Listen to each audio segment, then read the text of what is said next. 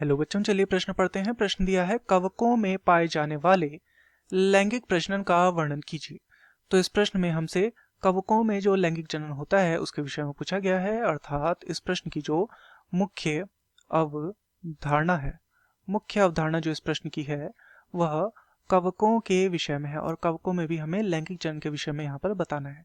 तो चलिए हम सबसे पहले कवकों को समझते हैं कि कवक क्या होते हैं। तो कवक का जो शरीर होता है वो एक धागे नुमा संरचना वाला शरीर होता है।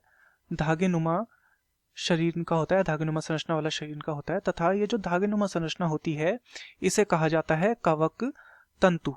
तथा जब बहुत सारे कवक तंतु मिलते हैं तो वो एक जाल नुमा संरचना का निर्माण करते हैं जिसे कहा जाता है कवक जाल। ये जो कवक होते हैं ये नम, छायादार व कम प्रकाश वाले स्थानों पर ये देखने को मिलते हैं। नम, छायादार व कम प्रकाश वाले स्थानों पर इन्हें देखने को मिलते हैं तथा इनमें जो लैंगिक जनन होता है, लैंगिक जनन जो यहाँ पर कवकों में देखने को मिलता है इसे हम समझते हैं।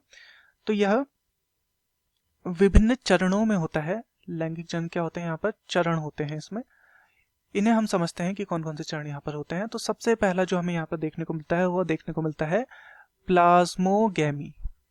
प्लाज्मोगैमी यहाँ पर देखने को मिलता है। प्लाज्मोगैमी में क्या होता है, प्लाज्मोगैमी में दो प्रोटोप्लाज्म का संयुग्मन यहाँ पर होता है। दो प्रोटोप्लाज्म का यहाँ पर क्या होता है, संयुग्मन होता है, संयुग्मन।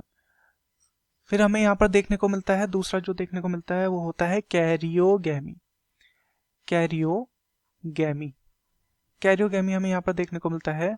तो कैरियोगैमी में क्या होता है, दो केंद्रक का संयुग्मन यहाँ पर हमें देखने को मिलता है। दो केंद्रक संयुग्मन हमें यहाँ पर देखने को मिलता है किसमें, कैरियोगैमी में।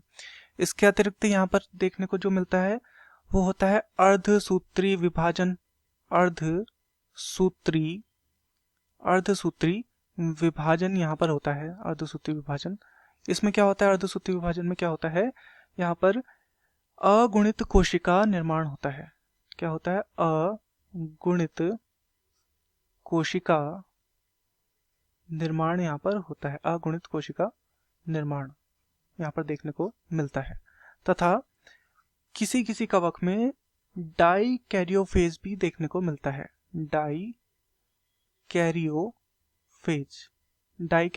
अब ये डाई कैरियोफेज क्या है, डाई कैरियोफेज जो देखने को मिलता है, पहले तो ये हमें एस्कोमाइसिटीज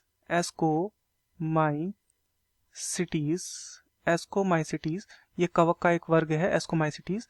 तथा बेसिडियोमाइसिटीज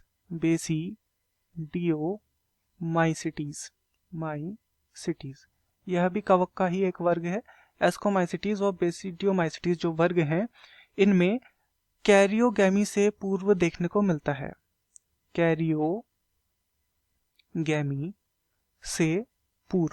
कैरियोगैमी से पूर्व हमें देखने को मिलता है। तो कैरियोगैमी से पूर्व यहाँ पर क्या होता है, यहाँ पर प्रत्येक कोशिका में दो केंद्रक देखने को मिलते हैं।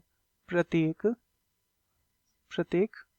कोशिका में दो केंद्रक यहाँ पर देखने को मिलते हैं, इसे कहा जाता है डाई कैरियोफेज। तो चलिए यहाँ पर हम देखते हैं, यहाँ पर प्रश्न में हमसे पूछा गया था कवकों में पाए जाने वाले लैंगिक प्रजनन का वर्णन कीजिए। तो कवकों में जो लैंगिक जनन होता है या लैंगिक प्रजनन जो कवकों में देखने को मिलता है उसमें विभिन्न चरण होते हैं। पहले है प्लाज्मोगैमी जहाँ पर दो प्रोटोप्लाज्म का संयुग्मन देखने को मिलता है। फिर है कैरियोगैमी जहाँ पर दो केंद्रक का संयुग्मन देखने को मिलता है। फिर अर्धसूत्री विभाजन यहाँ पर देखने को मिलता है जिसमें अगुणित कोशिका का निर्माण होता है। तथा डाई कैरियोफेज किसी किसी कवक वर्ग में हमें यहाँ पर देखने को मिलता है, जैसे कि एस्कोमाइसिटीज और बेसिडियोमाइसिटीज, जिनमें कैरियोगैमी से पूर्व प्रत्येक कोशिका में दो केंद्रक देखने को मिलते हैं। तो इस प्रकार से कवक में लैंगिक जनन होता है। मैं आशा करता हूँ आपकी यह समझ में आया होगा। धन्यवाद।